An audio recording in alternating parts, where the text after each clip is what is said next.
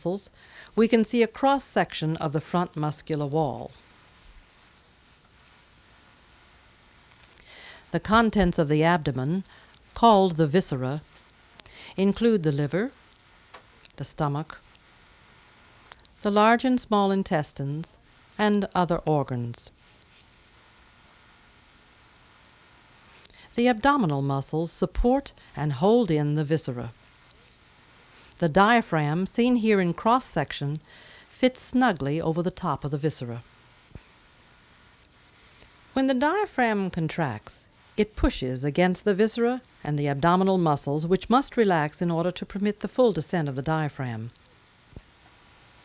The viscera combine to form quite a large mass which is moved on every breath. Because the stomach is located beneath the diaphragm, eating a large meal before singing would interfere with a deep inhalation.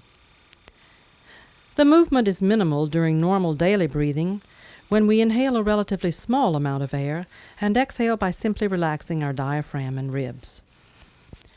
However, for singing, we need more breath control. Inhalation must be larger, and exhalation must be slower and more precisely controlled. Let's look back at a front view of the abdominals.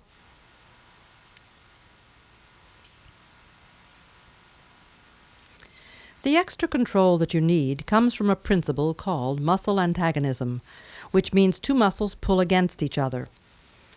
In this case, there's a pull between the abdominals and the external intercostals, which, as you'll remember, are located between each of the ribs. The external intercostals pull upward and outward, expanding the ribs, while the abdominals pull in the opposite direction, downward and inward, against the open rib cage.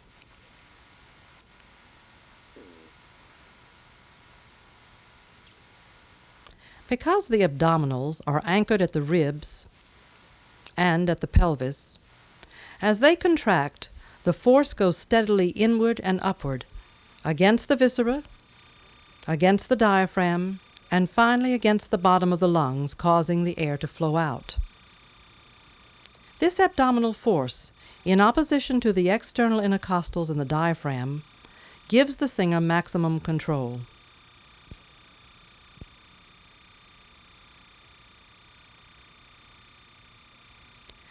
Let's look at the side view again, where we will see another stabilizing factor for breath control. Remember that the abdominals wrap all around the front and sides of the body and are firmly attached to the ribs.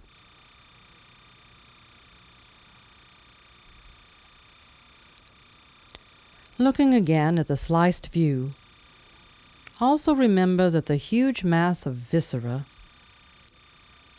fits snugly between the abdominals and the diaphragm, and that in a normal breath, the diaphragm contracts to inhale and then simply relaxes to exhale. In a breath for singing, however, the diaphragm contracts to inhale as usual, but then as singing begins, the diaphragm remains contracted, and the abdominal muscles contract, pushing the viscera steadily upward against the diaphragm, which only gradually yields, creating a smooth and even pressure against the bottom of the lungs, consequently creating a smooth and even outflow of air.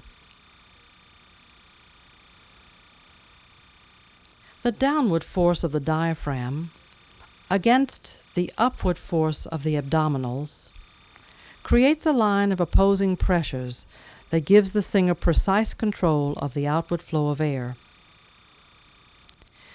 These opposing pressures are felt in everyday activities. Imagine the delicate sensation in your abdomen when blowing a dandelion or a candle, or the powerful sensation when grunting or lifting weights.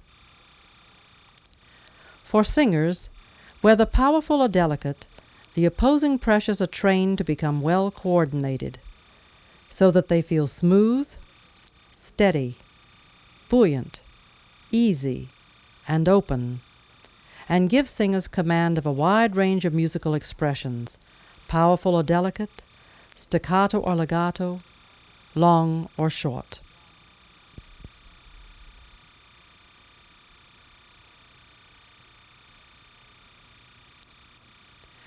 To summarize, the lungs, because they are organs and not muscles, cannot move by themselves. The ribs, which surround the sides and front of the lungs and are moved by the intercostal muscles, and the diaphragm, which fits along the bottom of the lungs, together expand the lungs downward and outward, creating a partial vacuum in the lungs that causes the air to flow in. Then, in a normal breath, the ribs and diaphragms simply relax, compressing the air in the lungs, causing the air to flow out. For singing, however, much finer control of the outflowing air is needed, control which comes from the abdominals, the intercostals, and the diaphragm. During inhalation, the diaphragm and the intercostals contract, expanding the lungs downward and outward as usual. But then the intercostals keep the ribs open, and the abdominals, because they're stabilized at the ribs and the pelvis, contract, pressing inward and upward.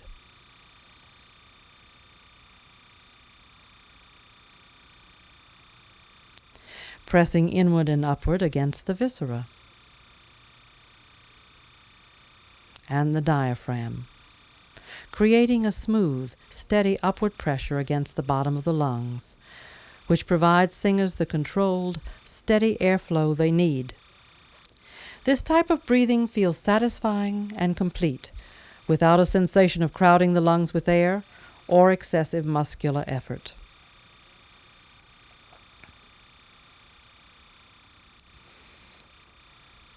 Understanding the function of the lungs and the mechanical process of breathing is only one step in breathing for artistic singing. The larger picture of breathing includes combining the mechanical process with the natural expression of your many emotions to color your performance with what you want until it is rich, fully realized, and compelling to you.